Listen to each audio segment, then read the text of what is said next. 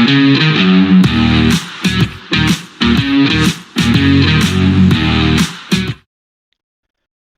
welcome back to the Supercoach Nuff channel. In this video we're going to review round 13 of the 2025 rather, NRL Supercoach season. That's how well I'm going this morning. But an average week, I suppose, a 12:31, which was top 21% for the round, and we're top 22% overall, so just a slight change in the season rank as a result of that. If we have a look at the team, it wasn't the worst result, particularly given one particular absence in our team. But Wade Egan at hooker with 51 points, was solid. Sandon Smith was 78, was pretty good yesterday for us. Terrell May as captain, a 78 is a pretty solid captaincy score. We'll take that. Payne Haas with a 59, a little bit down, which we were anticipating given he sort of carried in that bit of an injury and played in Origin. On the bench we had Hamish Stewart and Pasifiki Tonga, the two Dragons lads, both 50s. Pasifiki Tonga getting a try I saw in that 57, so a nice little cash boost for him. In the second row we had Zach Hosking with 54, Horsburgh with the 51, Savala with the 56, so very consistent there. We had Tino on the bench with the 57, but Hubner with the 63 outpointing all of the options. So probably pulled the wrong rein there in terms of the bench, or even I guess on field. Jerome Hughes was a bit flat with a 32. I guess it was a tough game in the wet there at the Gold Coast. In saying that, Campbell was good with a 93. So I don't know if we can put it down to that necessarily. But Metcalf with a 123 was the star for our team this week. And initially the plan was to trade him, upgrade him to Cleary this week. But, averaging 64 in a pretty good Warriors side, I'm thinking he's almost our second 5/8 keeper. So we might have to come up with a bit of a plan B to bring in Cleary. King Togia with a 43 is a solid result for him, just making a bit of cash.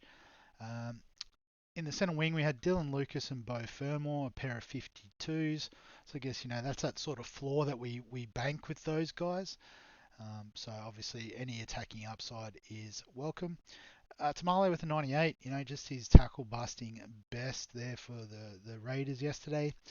And Billy Smith showed some good touches. A 45 for him is okay. Obviously, we had three big guns sitting on the bench, so we'll take that. And then Teddy was also good yesterday with a 91. Iongi 52 on the bench was quite good too. And Papenhausen with a 63. So, not a lot of massive scores other than Metcalf, and I guess you could probably throw Teddy in there with the 90. Well, there's a few 90s to be fair, but there was definitely some higher scores this week. If we have a look at the game day matchups, I did all right this week with 3 wins in the 3 Supercoach Nuff leagues, so can't ask for more than that, except for maybe a win in the cash leagues. But in the first league, I beat Stevens' team Drop Bears, who's actually number 1 going into this week, so I'll take that, and I think that suggests that he's still number 1. So Mossa had a bit of a lead over everyone. But as we can see, having to play Hunt for a 9 was a bit stiff. Captain Cleary, which was a good move. Where did it go wrong? Who's in his centre wing that's on the bench? So Penasini, Kiraz, So Kiraz and Farnworth were obviously hurting on the bench. Kick out. So quite a few out this week, and I guess those cheapies weren't really the money making options. Maybe Starling was unlucky to be on a suspension this week. So I think I just caught Stephen on a good week for me, not such a good week for him. But across the league, I can see a couple of 1300s. I haven't even looked at the leagues yet, if I'm being completely honest. 1410 for LA Knight would be the top score this week. So Mark's team. So he captained Terrell May, Jackson Purdue, 101 in the 5/8 position. I think he's almost a season-long keeper now with that move to 5/8. And given the Cowboys' schedule coming up, played Tamale as well, but had Metcalf, had the other big gun that I was alluding to before. Kalao Matangi was immense with a 109 against the Warriors. Ola Kawatu with a 91 was great as well. Toya with 67, solid. So, yeah, I think it was like Purdue and Kalao Matangi were the two big ones that I missed this week, but just solid performances from the rest of the team too is always nice when your 17 fires. Dropping off a 45 from Sharp is decent. If we jump back, League 2, so Ross's team, Ezra Mam, lads. So something's gone a bit wrong here. Missed a couple of players. So who was on the bye this week? Farnworth, Asako, Hines, Hiro Nikora. Bit stiff. And again, another player who's sort of carrying these bottom dollar cheapies that are probably never going to play. So probably hurting their cash generation a little bit. But in terms of who actually played, Captain Tedesco, which was a nice move. Had Olakwatu, which was nice. Gagai with 80, that's pretty decent. Had Campbell as well, which is great. But across the league, a couple of 13s. So it looks like 1300s. 1328. Shake and bake. Cameron, number one in the league. And I guess top scoring makes absolute sense. So he's got Eli Katoa, Pappy, Captain Drinkwater. So might have left a few points on the table. But Purdue, Lehigh Hopewadi, who also was awesome on the weekend. Has Zach Lomax, so pretty well positioned there, Cameron. Going to be hard to beat for number one in the second league. And then in the third league, so year of the Eagles, Johnny's team. I hope it's the year of the Dogs, but I guess another guy who's highly ranked, second in this league, and I've knocked him off. So maybe having to play the likes of King Togia and McCarthy, so suggests, there's a few Sharks and Herbie was unavailable. Again, another. So interesting, a lot of these guys that are on top of the head-to-head have got these non-playing players that, just not making any money. So be interesting to see how it goes at the end of the season. I'm starting to hold a bit of faith that my cash gen might help me out a bit. But in terms of the actual team that got on field, Olakwatu probably the standout, alongside Tedesco with a pair of 90s. Another Drinkwater captaincy that was solid but not as spectacular as you would hope. So a high scoring game there, a couple of 1300s. Paul will be a bit stiff on that. But it looks like a 1394 for the Leonard Samoan Kiwi 2025. Well done, Leonard. So had Campbell, May, Purdue, May as captain, Klau Matangi, Tedesco, Cleary, yep, Metcalf as well. So again, another one who sort of dropped off. Sharp's 45 suggests the rest of the team was going pretty good.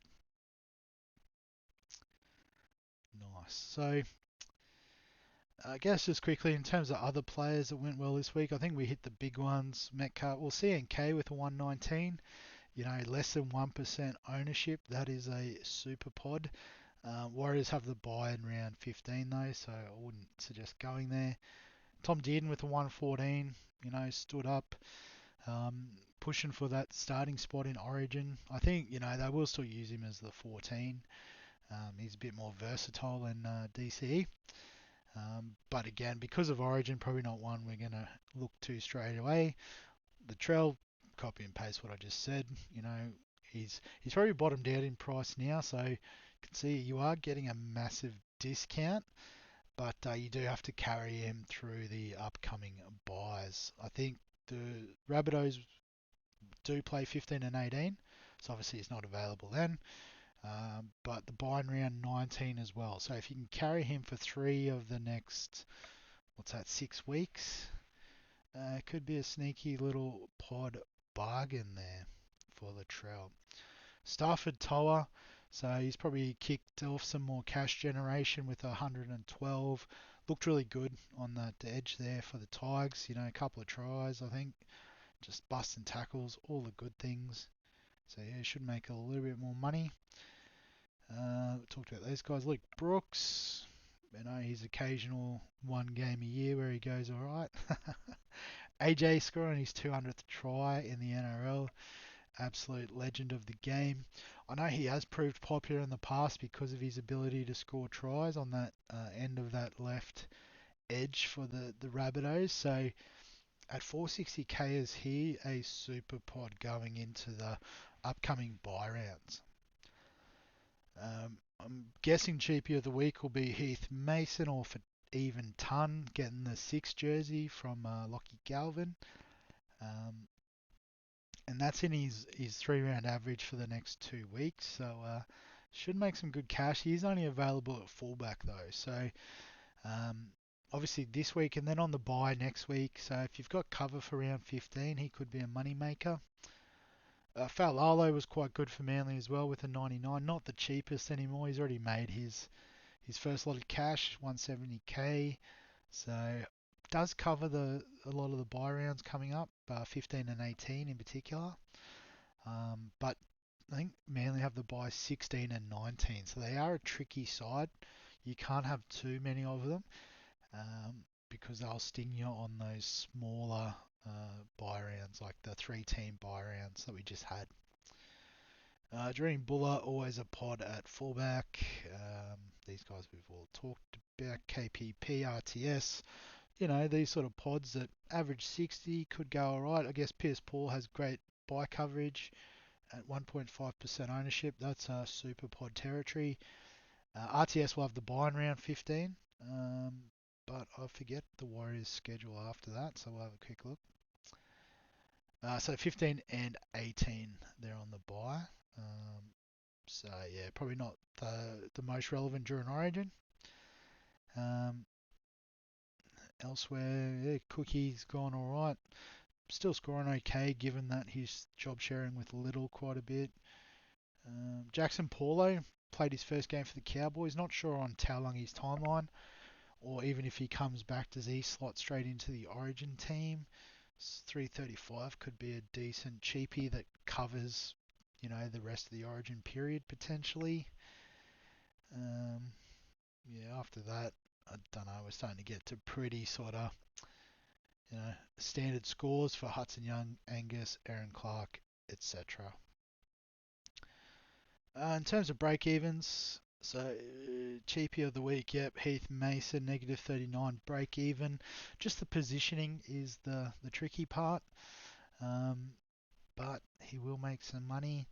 Api Coruscant, so the Tigers don't play round 15, but if you've got cover in the hooker position for 15, you know, he's cheap enough and we know what he is capable of doing. To be a potential, you know, end of season keeper. Jack Bird must have had a good game, 73, but just playing that role off the bench, it's not really conducive to Supercoach scoring consistently. Luke Garner, when he's back from his injury, could be worth a look. Xavier Coates had the week off, so still got the nice negative break even, but expensive, plays Origin, you know, got to deal with all that. Yeah, you can see if you guys didn't play. Owen Paddy didn't end up starting, but come off the bench, did some good things. A try assist, a 40-20. You know, he is the hooker of the future there. So, yeah, hopefully he just keeps going this season and then they sort of get him into a starting role next year sometime we can jump on. Um, I think that's about it in terms of relevant options this week. Jackson Paulo could wait another week and have a look. Um, Nathan Lawson, great name by the way. But another one who's on the cheapie list, 47 in his first game.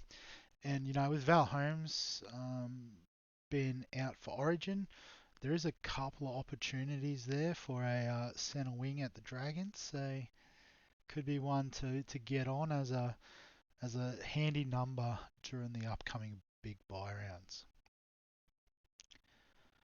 But in terms of my team this week, so we stashed the cash with the plan to bring in the two big guns, Cleary and Drinkwater. But as I said, that's been complicated a bit by Metcalf going big with a 123.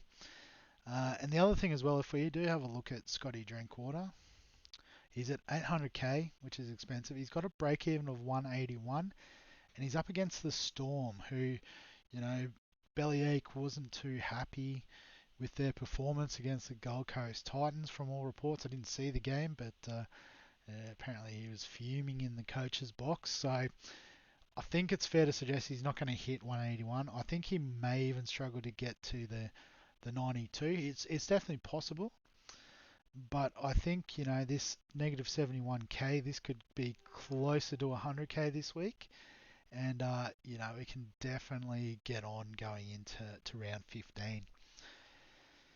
Um, so what I'm thinking is we can still finish with Iongi. If we have a look at his break even of 44, he's pretty much done his job for us. He won't play next week. So if anything, he has lost a bit of cash, it says here. So there you go. So we're going to trade Iongi out. And with the ability of the flex, we're going to use that, if I can get the averages right,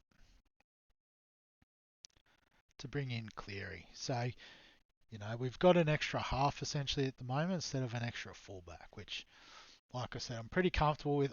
I'll now have the four sort of keepers. Metcalf will move to the 5/8 spot, and just when we're ready to flip King Togia, we'll push Cleary back in. Maybe as soon as next week for Scotty Drinkwater, because we do need to get him in that third fullback spot in the flex. And then the other trade, because we're not going with Drinkwater, I think what we're going to do is, what are their break evens? So one of these Raiders guys, they're both not going to play next week. Both got sort of highish break evens.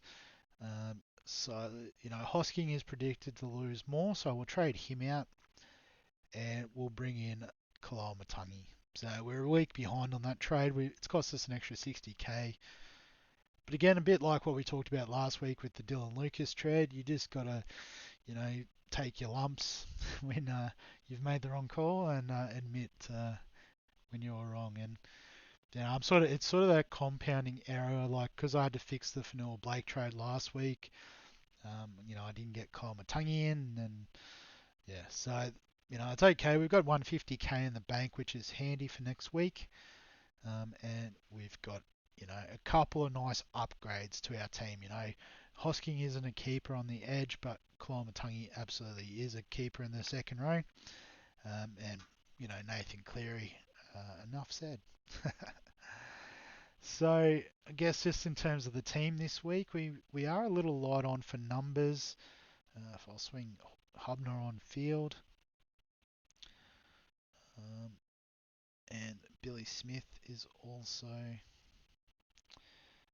and Teddy. So we do have a few Roosters guys that we have to bench. So we've got Egan, May and Haas up front with Hamish Stewart as a potential reserve. Because we don't have Teddy, we do have Eero. So just make sure I haven't stuffed up anyone. So I think this is the best 17. We do have Pacific, or best 18 I should say. I forgot about the flex. Do have Pasifiki Tonga and King Togia if we do need to find another option. By some sort of miracle, if Kiraz is back, we'll definitely bring him into the team. Actually, what I want to do is I'll just swap those two around. Because like I said, Metcalf is locked in 5/8. So, that's Nathan. Clearly been talking for too long. The headset just cut out. So I won't do reserves and stuff. I'll just worry about captains and vice captains. So got Manly Newcastle in the first game. I mean, maybe Lucas, but I'm leaning more towards Hughes. in the game against the Cowboys. Could be Pappenhausen as well. Maybe Pappy's got more upside. So the goal kicking and all that. So Pappy as the VC, and then the captain. We could go Cleary. Now we've got him in the flex position against the Tigers on a Sunday Arvo at Combank. It's not the worst option. But Haas and May are always that solid backup. Haas at Suncorp on a Saturday night against the Titans, him against Tino again. So that'll be a fantastic battle. And Terrell May against the Panthers pack on Sunday Arvo. So for now, I'm going to go with Cleary, but it's definitely not locked in. I might go a bit more conservative, but we'll take advantage of the flex and lock him in. So yeah, that's the moves for this week, or that's the review, I should say, for this week. We will lock in the moves with the round preview on Thursday. But yeah, if you've got any questions, comments, thoughts, feel free to add them below this video.